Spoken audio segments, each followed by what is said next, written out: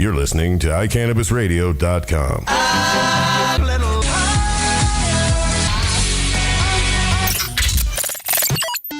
You're listening to Rev Jeremy and Georgia on iCannabisRadio.com. Oh my gosh, I love that so much. That is the best. That is, of course, Alyssa and Gavin, Jeremy's big girl and my little boy. And it is, this is Chris's little boy, Gnu, right here, who just belched into the microphone. That's what they do. Today is the 13th of January, 2014. Happy New Year. Oh my gosh. And what a new year this is. Oh, I got kisses. So Chris's family and my family got puppies over the past few weeks. So iCannabis Radio is now the most baby, kid-friendly, dog-friendly environment like in the world. Apparently, Chris, I don't know if you know that Gnu went office to office today looking for Boone.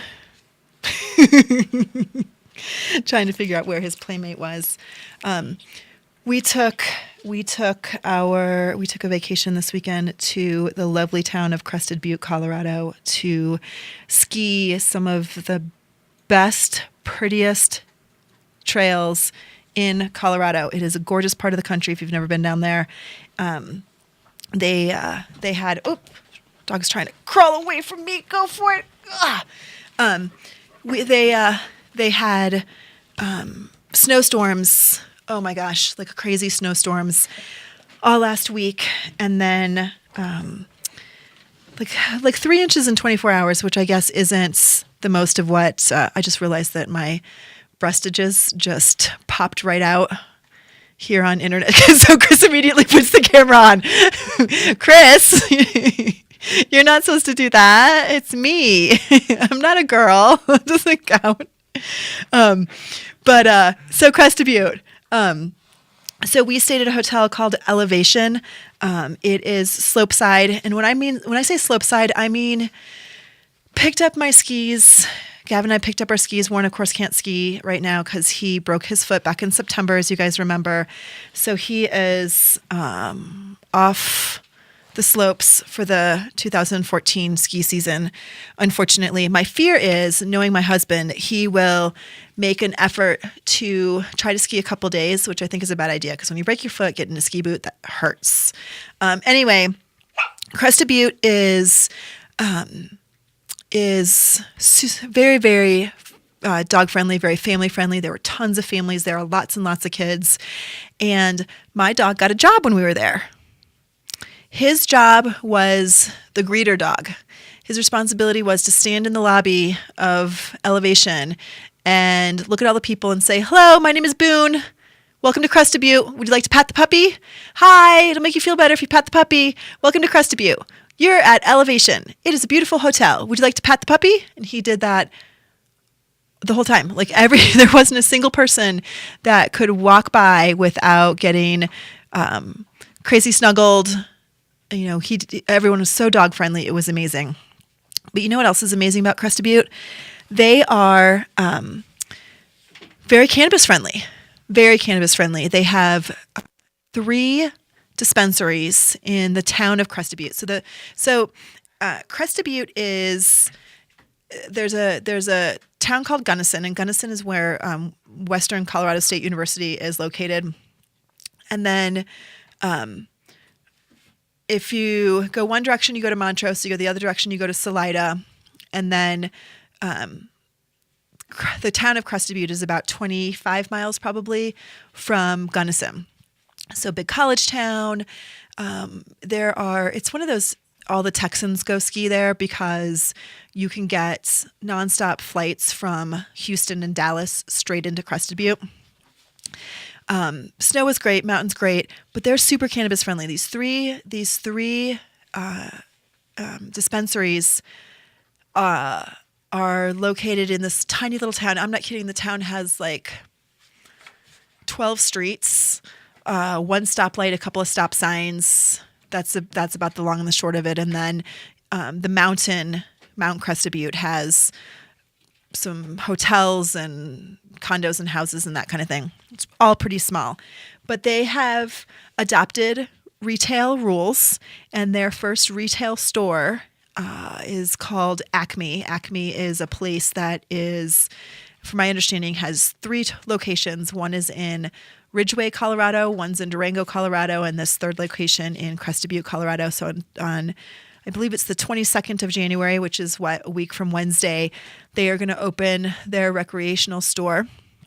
And so they held a sort of town meeting last week, and just to kind of give people an opportunity to talk about recreational marijuana, talk about adult use marijuana, what it's going to look like, what concerns people have. The mayor spoke. They had someone from the ski area speak, and kind of the message that was given was it's Crested Butte, and we have never had a problem with marijuana in the past. We are not going to start giving people problems or tickets now. And so they've really said, just be smart, and they're not going to ticket people for public use. That's not their priority. So Crested Butte has really embraced the will of the voters, and I think that that's really smart. Don't assume that there's going to be problems when there haven't been problems in the past. Don't assume that you have to regulate something to the hilt until you have something to regulate. Did you see, Chris, there was this, you guys know the newspaper, The Onion? The Onion is that like satirical newspaper that the articles are so well written that you sort of kind of think that maybe they're real and they're not. So there's another version of that, and the name is escaping me, who wrote an article that in the first day of legalization in Colorado, 37 people died of a marijuana overdose and blah, blah, blah. People went haywire. Absolutely insane. That is ridiculous. I've never heard of such a thing. That's awful. That's terrible. The article wasn't true. It was satire. It was a joke. It was actually humorous. And for those folks that have any knowledge of cannabis whatsoever, it's clear that it was untrue. But yeah, people went nutty, and again, it's like, don't worry about something until there's something to worry about. Be smart, but don't. That's my phone. I'm embarrassed. Be smart, but don't try to create solutions to problems that don't exist yet. And I feel like Crested Butte, there's a different mindset in the mountains. The mountains definitely have a culture of their own. They definitely have a way of addressing all kinds of issues. In rural communities in general are like that, and for the most part, you can consider these mountain towns pretty rural. And Crested Butte in specifically, I mean, it is more isolated than for example, any of the resorts on the I-70 corridor. But it is interesting to see them embrace that culture. And when we were there were it was the college hasn't gone back to school yet. The traditional winter holiday break, Christmas, New Year's weeks were over. It's obviously pre-MLK weekend, which is this upcoming weekend, which is one of the biggest ski weekends in the season. This was sort of an off weekend. So there were, I don't know, in our hotel, probably 50 or 60 sorority and fraternity members who had come in for a little ski vacation. And, go figure that they come to Colorado. But they were all from, sorry, I have to touch his face. It's so cute. Oh, so cute. It's not Chris's face, it's the puppy's face. Although Chris's face is cute too. I just couldn't do this to him. And it was funny because as we are walking out of the lobby, these kids were just very kind of college kid looking and a little bit preppy. And they were like, yeah, we're going to go back in the room and roll some joints. And there was no whispering about it, and there was no judgment about it. And I just, we just kept walking, and they said it in front of, not knowing whether Warren and I were cannabis friendly or not. They said it in front of us. They clearly didn't care or think about what we had to say or think about it. And my reaction was, wow, we've gotten to a place where kids don't even feel like they have to be hush hush about it. And I just thought that was nice. I just thought that was nice that we have gotten to that place. And certainly, these last 13 days in Colorado have been interesting, to say the least. Interesting in that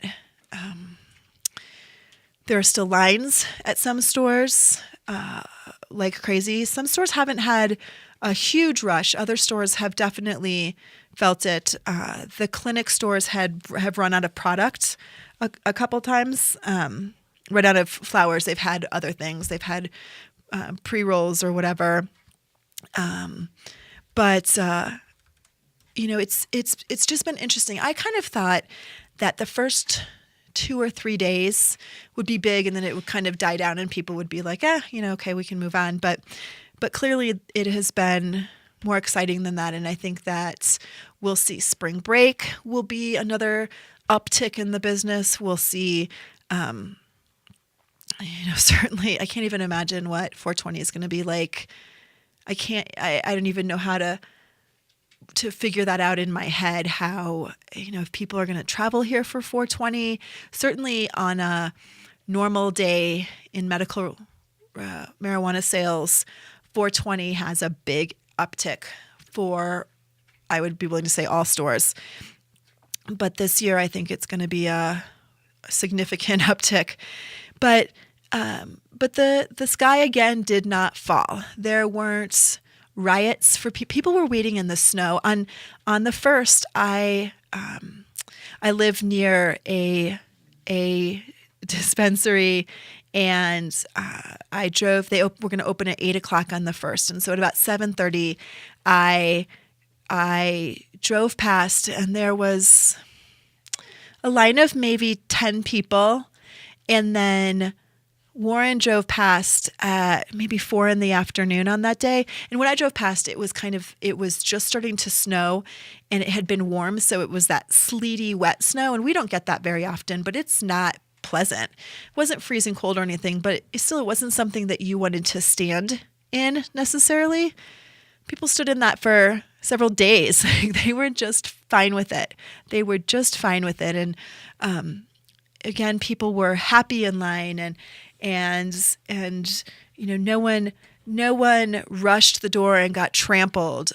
No one got angry when they had to wait. No one got angry when places ran out of stuff. Or, I guess there was some backlash on pricing, and I kind of get that. It's like, it's the same product that you sold last week at medicinal prices that now you're selling at recreational prices, and you're bumping those up considerably. I guess it's a supply and demand thing. I think it's kind of a shame, recognizing that all of that recreational marijuana was medicinal marijuana the day before. But it's the way that the system was written, and it seems to thus far have been pretty successful.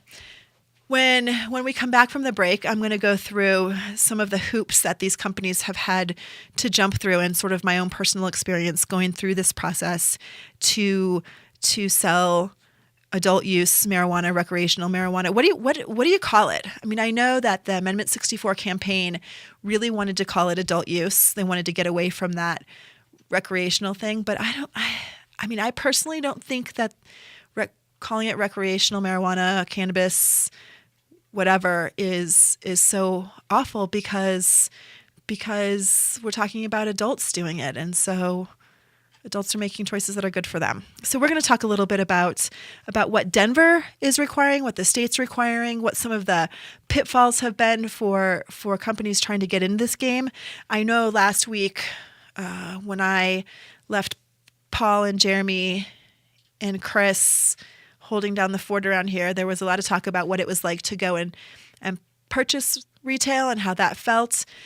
So I'm going to just talk about the behind the scenes before you got to make that purchase. So you're listening to iCannabis Radio. I'm Georgia, and I'm going to do a read. Is that okay? I have a really special sponsor, and the reason why this sponsor is so special is because this sponsor, Cuffle Collimore & Company, has supported iCannabis Radio since before day one. If you are in the cannabis business, you know that it's difficult to find a company that will insure you. And if they will insure you, it is outrageously expensive. But you have got to recognize that this is a business like any other, and you need to protect yourself, your product, and your consumer. And the way to do that is to ensure that you are insured.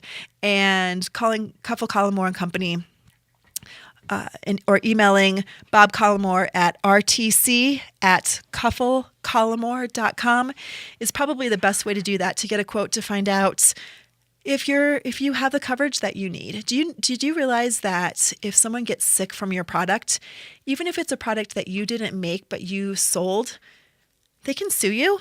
Did you know that? I mean, of course you knew that because we live in a very litigious society, but absolutely, you need to make sure that you have the coverage to keep your business in business if something should happen. So call Cuffle Collimore & Company, cufflecollimore.com, and get your marijuana and medical marijuana insurance needs met. So we'll take a teeny tiny little break and be back in a minute. Thanks. Are you a runner? Are you a runner who supports marijuana legalization? Run on Grass is a group of athletes actively seeking to change our marijuana laws. We speak the truth about cannabis, bringing the message through our feet to new ears. Check out runongrass.com to find out more about us, our events, and how to join up or how to sponsor a runner. If you're in the Denver area, please join us for runs or start a group in your area. Running not your thing? Any sport can do it on grass. Runongrass.com. Are you a medical marijuana patient or interested in finding out how to become one? Contact Mile High Wellness, where your care is our concern. Conveniently located on Hamden and Tamarack in the Whole Foods parking lot behind Proof of the Pudding. Mile High Wellness offers a wide variety of edibles, hashes, and some of Colorado's top strains. Mile High Wellness, where your care is our concern. 3525 South Tamarack, Suite 110, on the corner of Hamden and Tamarack. 720-382-8516. Mile High Wellness, where your care is our concern. I'm Gary Johnson, and you're listening to iCannabis Radio, and I want to say, talk it up, Colorado. Hi, welcome back. So during the break, I snuggled a puppy. So 25 municipalities in Colorado decided to go ahead and move forward with recreational sales, looking at starting January 1st. Lots of places said, no, thank you. Other places said, not right now. We'll figure this out later. And of those 25, certainly Denver was jumped in with both feet and had a significant number of applications. And if I wasn't holding the puppy, I was going to give you the numbers. But they did 140-ish applications for retail businesses, and part of that whole process, so it was a little bit backward.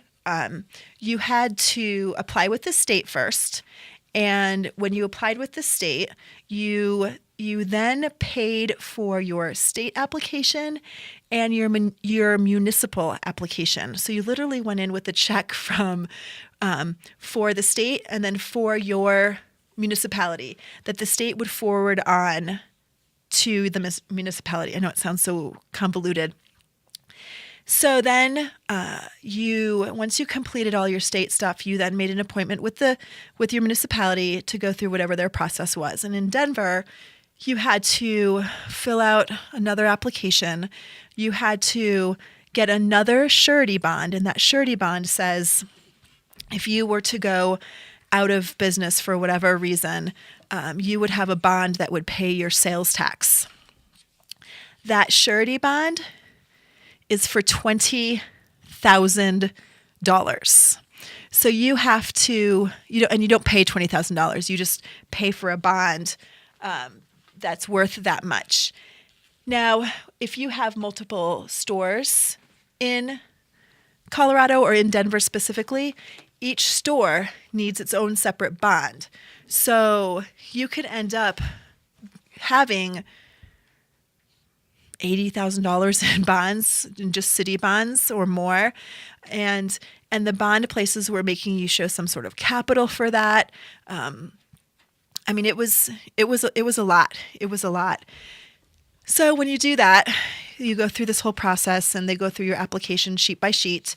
Then they go ahead and they give you your inspection cards. If your grows are in Denver, they go ahead and give you your inspection cards, and you have a series of inspections that you need: fire departments, building inspectors, excise and licensing, environmental health or whatever. These are the exact same inspections that you needed for your medical license at typically the same location. Sometimes it's different. Then Denver is doing, they took the regulate like alcohol very seriously. Excuse me. And their regulation is to have what's called a needs and desires hearing for a liquor license.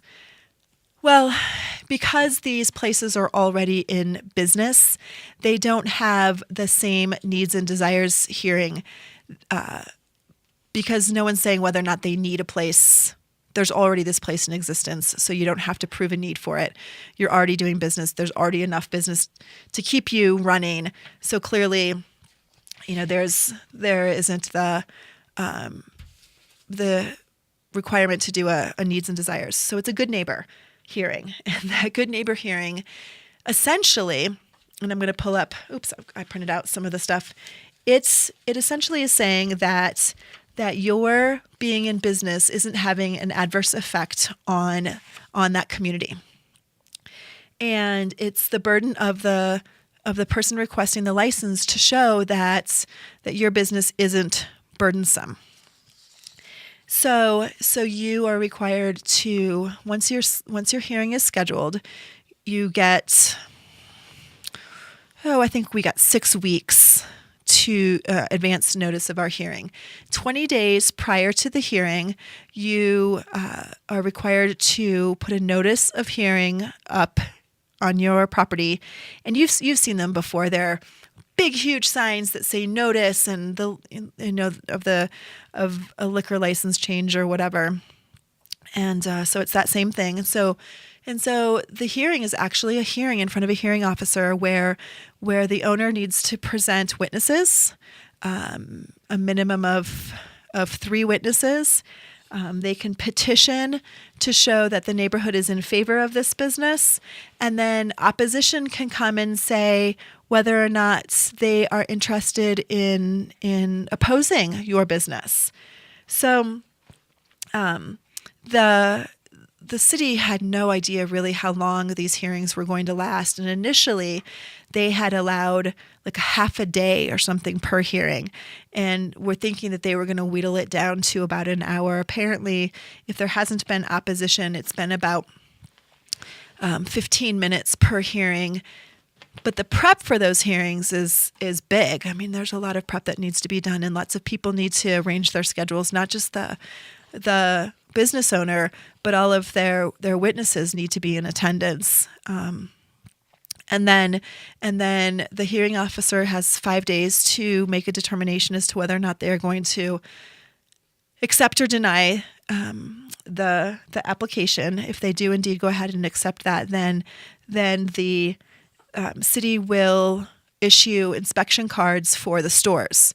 So those same people that inspected those grows are going to come back and inspect the stores. At the point in time that all happens, and excise and licensing signs off saying that they've met, the last one is excise and licensing in Denver, that they've met all of the requirements, they sign off and a license is issued. Holy goodness. That's a lot. That's a lot to jump through. and a lot for the city too. I mean, it's so much. All of this information is public record. If you go on denvergov.org, you can see the schedule of hearings. You can see all the places that have applied. Everything is public knowledge. What's interesting is, and Chris can attest to this too, you guys may have talked about it last week as well, but the state issued their conditional licenses in December and sent all those out. And so essentially, if you applied for a recreational license to the state, paid your money, and didn't have any blemishes on your record, and you started going through your local approval process, you were issued a conditional license. And they printed that information. They disseminated that information. Again, it's public knowledge. And they were somewhere in the neighborhood of 100 stores on this list. And guess what everyone thought? Everyone thought that was the list of the stores that were going to open on January 1st. And so there was kind of, mass confusion. People didn't understand really that it wasn't that those stores were going to be open, but that they had indeed gone through the process with the state. So you can actually tell, you can look on the calendar and see who's gone through their hearing, and know that either they have been denied or that they're going through the process and they're going to open retail. It's just quite a huge process. So in Denver, that's what it takes. Other cities have been far more streamlined in their process and have just said, if you meet the state's requirements, then you can go ahead and open. You've applied with us. You've given us your money. If they did inspections or whatever. The state allows recreational stores to stay open until midnight. In Denver, they decided to keep the store hours the same as medical stores, but that meant on January 1st, the stores that were open from 7 to midnight saw their rush later because people were all of a sudden realized, oh gosh, I can go to Edgewater or wherever and buy later. Where did the boys go? They went to Edgewater. And so they all thought that was pretty funny. So amongst all of this, the state has completed their revision of the medical rules and their completion of the retail rules. Interestingly enough, both of these rules, which can be found online in the Colorado Department of Revenue's marijuana enforcement page, you can find all of the rules that marijuana businesses are required to follow in Colorado. So on October 15th, the rules went into effect, both the retail rules, despite the fact that retail stores weren't opened, and the medical rules, revised medical rules. Well, at the same time, these subcommittees were meeting to talk about testing, to talk about how to make that transition from medical to retail with product, for example. They did a lot of talk about concentrates and how to regulate that, which we're going to talk about in a minute. So those rules were added, and there's 57 additional pages. Well, not all of it's brand new, but there is a whole chunk of rules that have been added to, changed because of the recommendations that went into effect from these subcommittees. And if you don't have your ducks in a row, you need to get them in a row. If you don't have ducks yet, you need to go and get ducks. Because what was already regulated is now like uber regulated. And we're going to go through some of what these are. I don't even know what some of these things mean, and maybe you guys can let me know. definitely IDAB should be talking about how they're going to do some of these things on Wednesday night, because it's crazy. And I'll leave it at that. We're going to take a little break, and when we come back, we're going to talk about how the heck do you do this?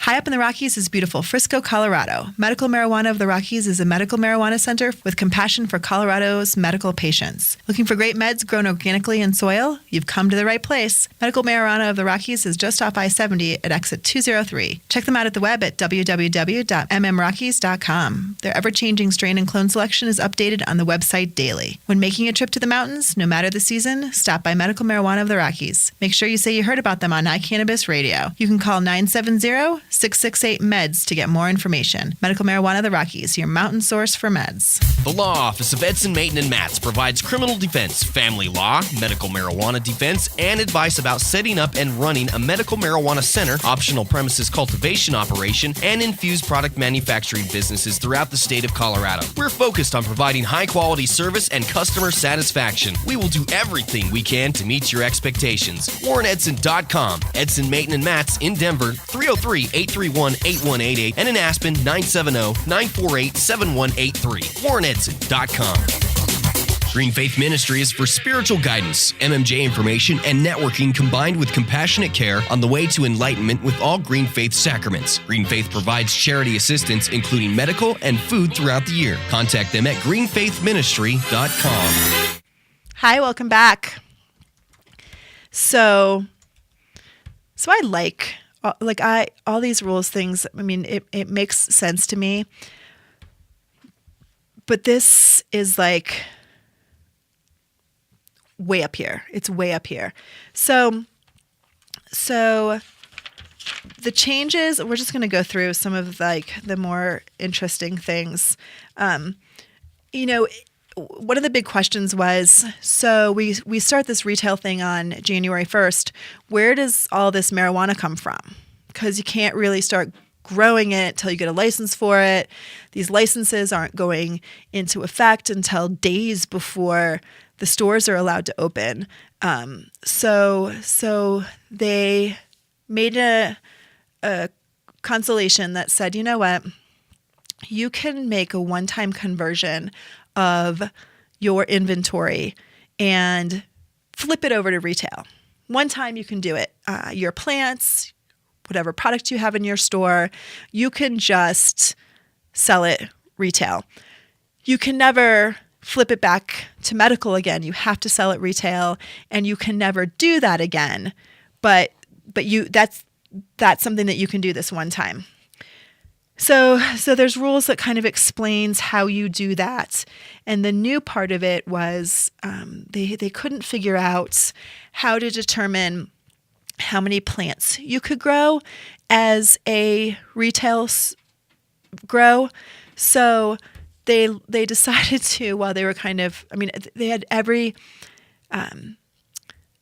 8 million different ideas about how to figure out how to determine a plant number. So in the medical world, you have members and you sign over people. They say, okay, you're going to grow my plants for me. And everyone is automatically allocated 6 plants. Some people have more than that, but you can grow them for me. And that's how we get our numbers. So if you have 100 members, each with 6 plants, you get to grow 600 plants. So there was an idea that, well, we'll let you grow whatever numbers. If you have those 600 plants, that's how many plants you can then grow retail-wise. Or you can grow double that, or. So they came up with, and I don't know how, they came up with the idea that if you are a type 1, which is the smallest store, you can grow 3,600 plants. So any of your retail grows, you can grow an aggregate 3,600 plants. Okay, if you're a type 2 center, so a type 2 center is like 300 to 500 patients. You can grow 6,000 plants. So if you paid for a type 2 center license, you can grow 6,000 plants. And then if you are a type 3 center, which is 501 plus patients, then you can grow 10,200 plants. I don't know where those numbers came from, but those are the numbers that they came up with. And then, I kid you not, you can request an increase in those plants and essentially pay for it. If you want to grow, if you want to be permitted to cultivate 6,000 plants, you just have to pay an additional $5,000. If you want to be permitted to cultivate an additional 10,000 plants, you have to pay an extended plant fee of $5,250. Again, don't know where these numbers came from or how they did, but they're not unfair numbers. They're not unfair numbers. They're just big numbers. They're just big numbers. They're just big numbers. And certainly these are going to it's going to sell. I mean, I was thinking, I don't know, Chris, if you agree with this, but I was thinking that part of the issue is if there isn't enough retail product, then you are definitely going to keep the black market going. And if customers go to stores and they're regularly out of product because they can't grow enough plants to keep their shelves stocked, then people are going to go to the black market, and that's just kind of the way that it is. I mean, I wonder if there's a concern that, I mean, I know that there's a concern that this is going to go out the back door, but amidst all of this, the state implemented the marijuana inventory tracking solution called MITS, M-I-T-S, and it is the promised seed to sale tracking system that the state has been talking about for well over a year and a half, 2 years, that is going to put the kibosh on any ability to have products go anywhere other than through the taxable sales measures. And unfortunately, but not surprisingly, the rollout of MITS has been annoying. It's not a hard process. It's just a process that doesn't work yet. So you're supposed to tag your plants, and you get this barcode, this RFID tag that goes on your plants, and it follows the plant all the way through from cloning your seed all the way to harvest. And then there's another tag that goes from harvest into your store, and then you sell it, and out it goes. So the tags were all supposed to be on every single plant in the state, effective December 31st, 2013. By the end of the day, every plant in Colorado should have been tagged. Well, the one company that you're allowed to buy the tags from, and the tags, by the way, are 45 cents a piece, and they're single use. So if you have 1,000 plants, each plant has to have a 45-cent tag on it. And then if you harvest all your plants, and your next plants all have to have a 45-cent tag on them.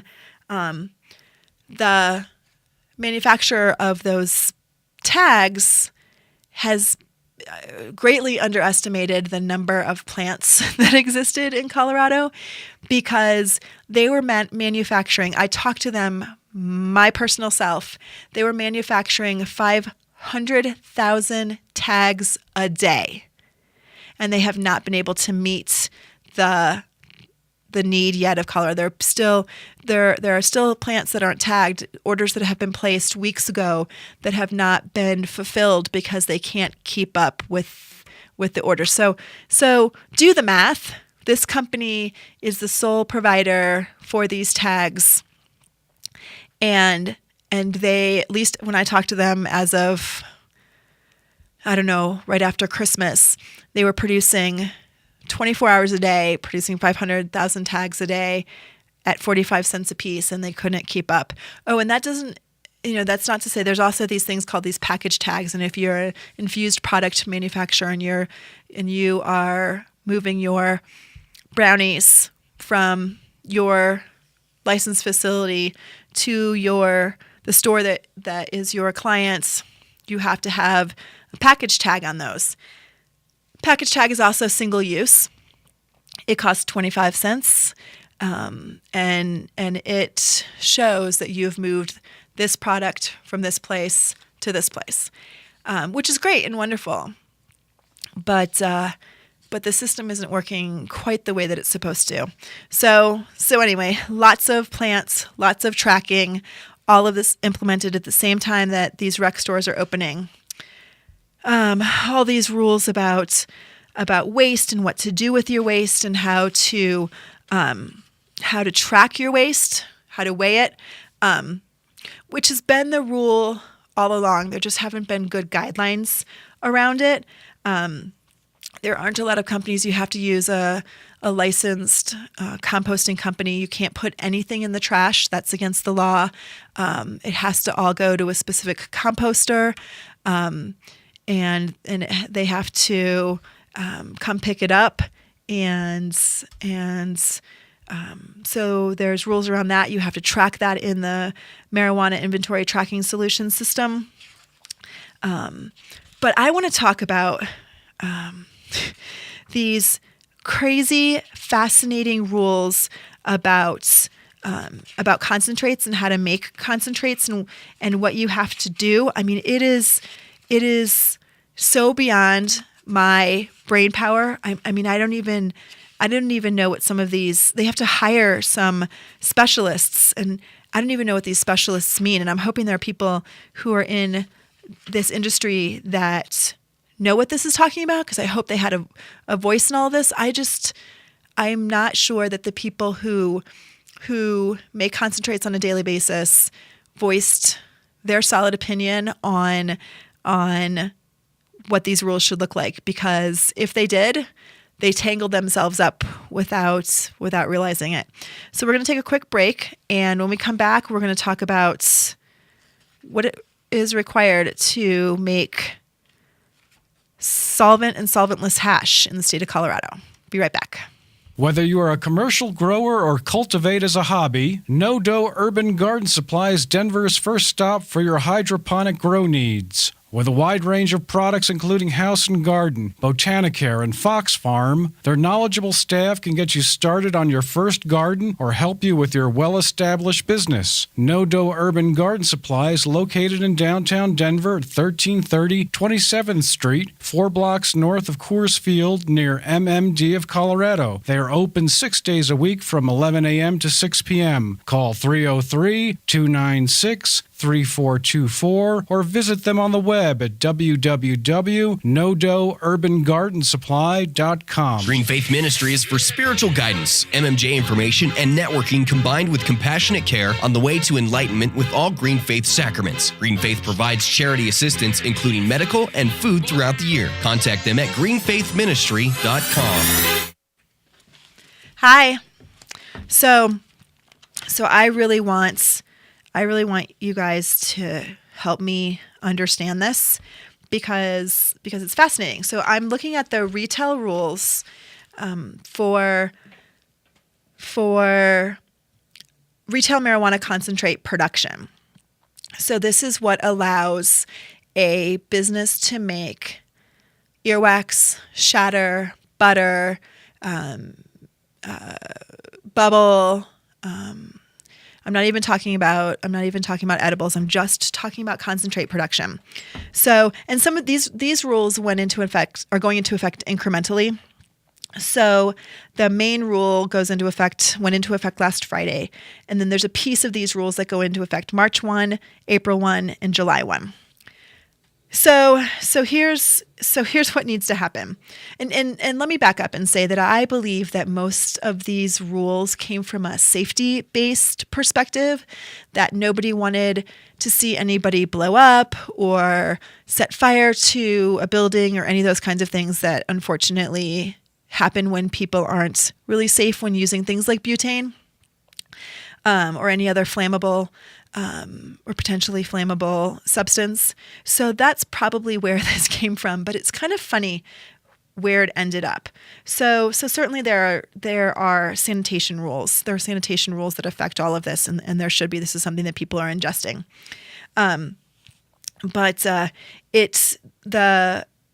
They must ensure that the space in which any retail marijuana concentrate is to be produced is a fully enclosed room and clearly designed on the current diagram of licensed premises. So you actually have to, when you fill out your application, you have to, the diagram of your floor plan, you have to draw out where your concentrate is being made. And then you also need to make sure that you have a step-by-step instruction on how to safely and appropriately conduct all the safety checks prior to commencing production, prepare the product for processing. All this needs to be written down. Extract the cannabinoids, purge any solvent or unwanted components from the concentrate, clean all the equipment, counters, and surfaces, and dispose of any waste. You need to establish written and documentable quality control procedures designed to maximize safety for the owners and the licensees and minimize potential product contamination. So, if you're doing it on a table, do you wash the table with a sponge? Do you wash the table with a wipe? Do you wash the table with antibacterial something? What are you doing to make sure that it's not getting contaminated? Do you make sure the person always wears gloves? What are those kinds of things? You have to have a comprehensive training manual that provides step-by-step instructions for each method used in the production of the concentrate. Sorry, I have such a tickle in my throat. And the training manual has to include the following topics: operating procedures, quality control procedures, emergency procedures, appropriate use of any safety or sanitary equipment, hazards presented by all solvents.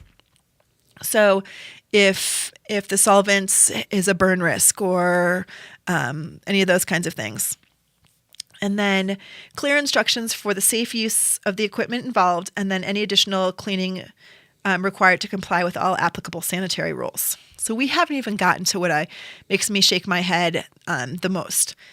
And then you have to provide adequate training to every person that does this prior to that individual undertaking any step of the process of producing a concentrate. Doorbell. You were the doorbell? Wow, we have a visitor. And then the person must sign and date a document saying that they've gotten all the aspects of training. The owner or licensee that received the training must sign and date a document attesting that he or she can safely implement all standard operating procedures, quality control procedures, and emergency procedures, operate all closed-loop extraction systems, use all safety, sanitary, and equipment, and understand all the hazards presented by the solvents. And then there's a whole list of water-based rules.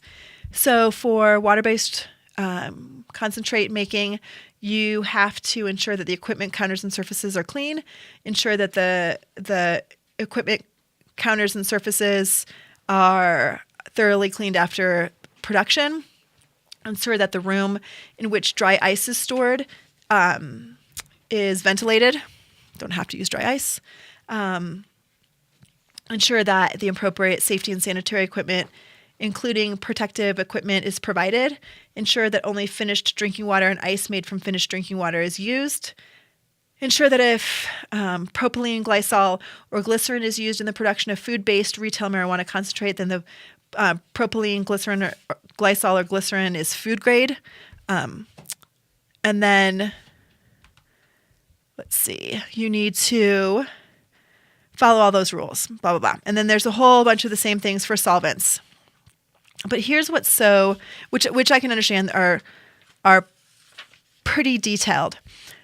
But you have to obtain a report from a certified industrial hygienist or a professional engineer that certifies that the equipment, licensed premises, and standard operating procedures comply with these rules and all applicable local and state building codes, fire codes, electrical codes, and other laws. I don't know personally what a industrial hygienist is. I guess that there's a group of people that make sure that warehouses and stuff are clean enough. But throughout these rules, you need to engage in the services of this profession. So you have to get a certified industrial hygienist or professional engineer to determine whether a flume vent, hood, or exhaust system must be installed. You have to, if you need material changes, you need to have that same report from an industrial hygienist or professional engineer to recertify it.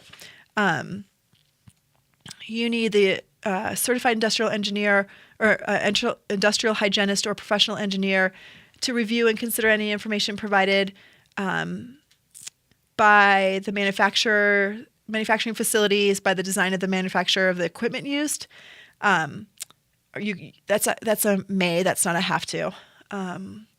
So you have to follow, the design of this professional when doing everything, and then write a manual based on all of that.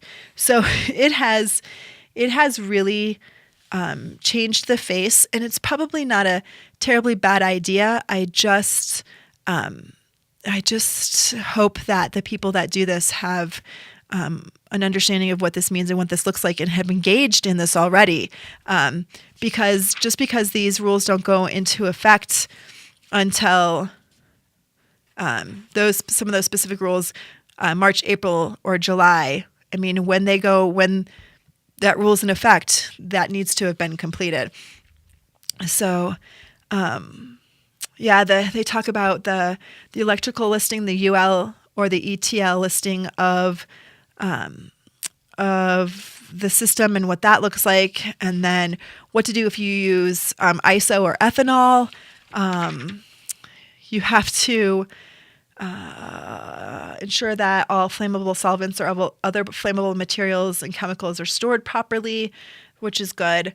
And then the biggest thing about any of these rules is they put the highest priority, obviously, on public safety.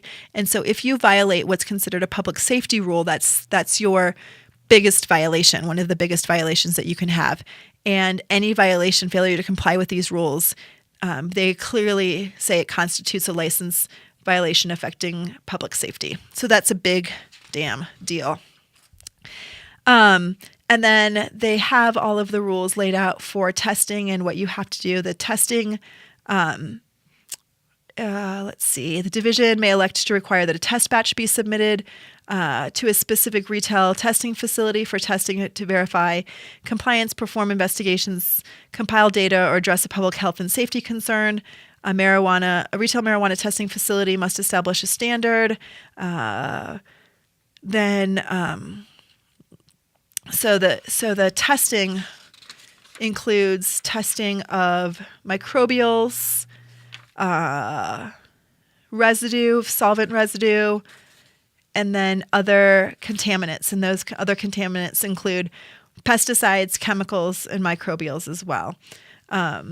They also have can do potency testing, which happens right now.